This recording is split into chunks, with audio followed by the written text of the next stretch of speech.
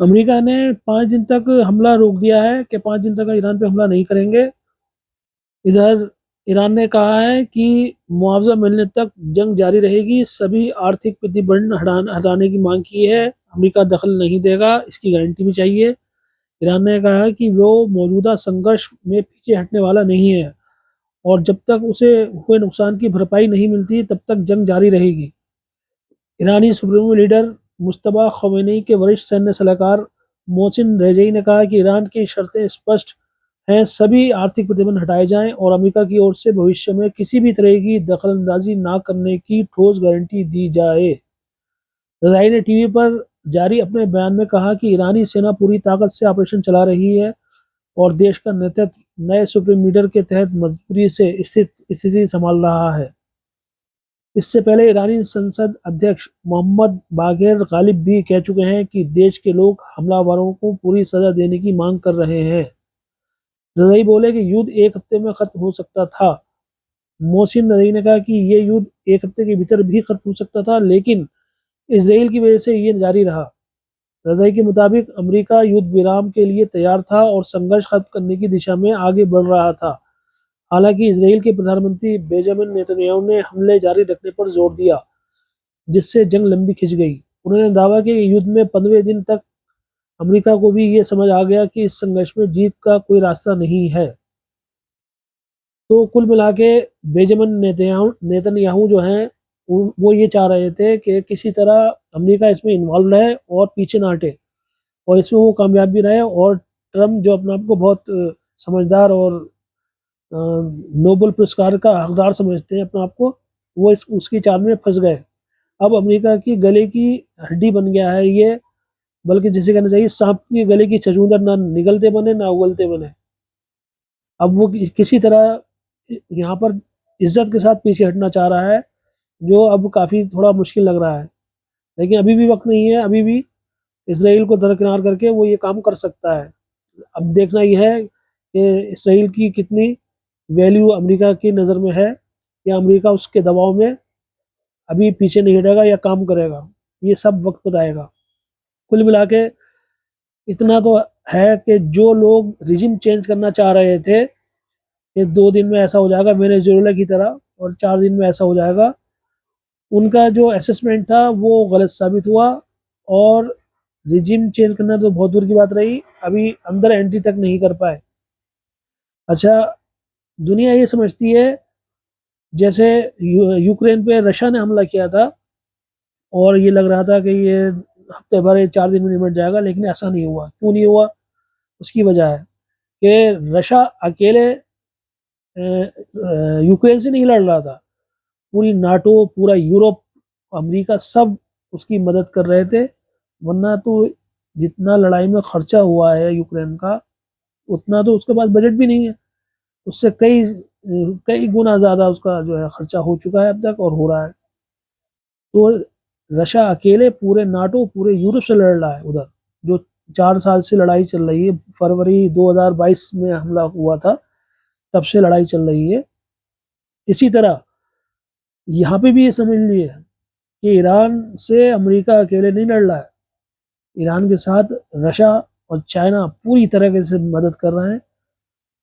और करना भी चाहिए, क्योंकि उधर यूक्रेन की तरफ जब उन्होंने मदद करी तो इधर उनका मकसद ये था कि अमेरिका भी यहाँ फंसे, तो अमेरिका को भी उन्होंने यहाँ फंसा लिया है। अब अमेरिका का यहाँ पे टांग फंस गई है।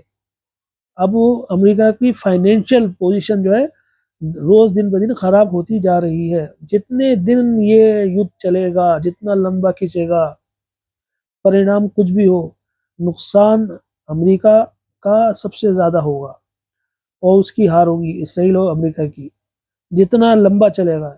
ये फैक्ट है, ये ध्यान रहे। इसी में ईरान की जीत है। और रशिया और चाइना ये चाह रहे हैं कि जितना भी अच्छा हो, लंबा युद्ध चले, ताकि जो कुर्सी है सुपर पावर की वो खाली हो जाए और उस पर आने वाले टाइम में चाइना और रशिया दोनों अपना कब्जा जमा लेंगे। तो अब ये देखना है कि अमेरिका अभी और कितने दिन लड़ता है या कितने दिन ठहरता है। याद रहे कि अमेरिका ने सन 1955 में वियतनाम पे भी हमला किया था और 20 साल लड़ाई लड़ी, यानी 1955 से 1975 तक। उस जमाने में अमेरिका दंदनाता घूम रहा था, क्योंकि नया नया उन्होंने एटम बम छोड़ा था, दुनिया में दादागिरी ये सब चल रही थी। लेकिन क्या हुआ, छोटा सा मुल्क समझ के और वो उस पर चढ़ बैठे थे। लगभग 58 या 60 हज़ार के करीब अमेरिकी सैनिक मारे गए थे टोटल 20 साल में, और उनके लाखों लोग मारे गए थे वियतनाम के। लेकिन अमेरिका वहां जंग हार के गया। ये 1955-1975 की बात है। और ये तो हमारे सामने ही की बात है कि अफगानिस्तान में उसने 20 साल लड़ाई लड़ी और आखिर में यहाँ से भी हार के गया हो। ये तो अभी सारी दुनिया ने देखा, अभी की बात है ये तो। 2001 में या 2 में उसने हमला किया था, और 2022 में वो चला गया, लगभग 20 साल में। तो यहाँ पर भी उसको एक शिकस्त दे मिली। अच्छा, इसी तरह उससे पहले रशिया ने अफगानिस्तान पे हमला किया था, और लगभग 10 साल वो वहाँ पे उसमें रहा।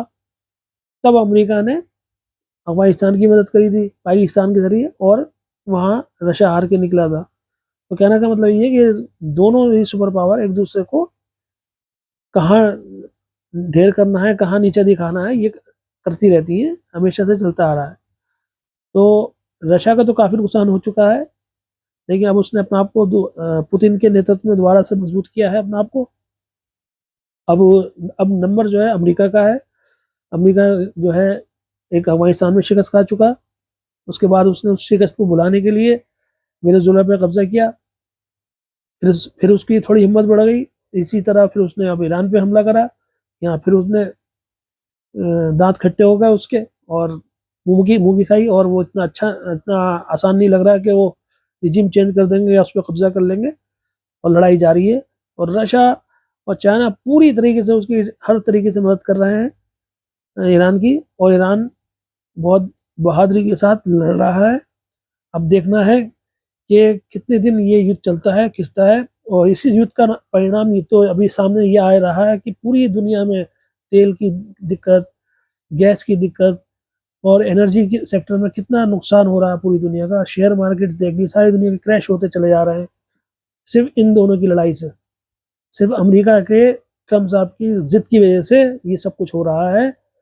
और नेतान्याहू जिसके खिलाफ वारंट निकला हुआ इंटरनेशनल, उसे कोई कुछ नहीं कर रहा है, कोई कुछ नहीं कर रहा उससे।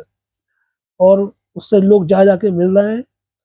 लेकिन यह ध्यान रहे कि जालिम का एक दिन खात्मा होना है, जुल्म ज़्यादा दिन नहीं चलता है, ये हमेशा याद रहे। उसकी सज़ा यही मिलती है।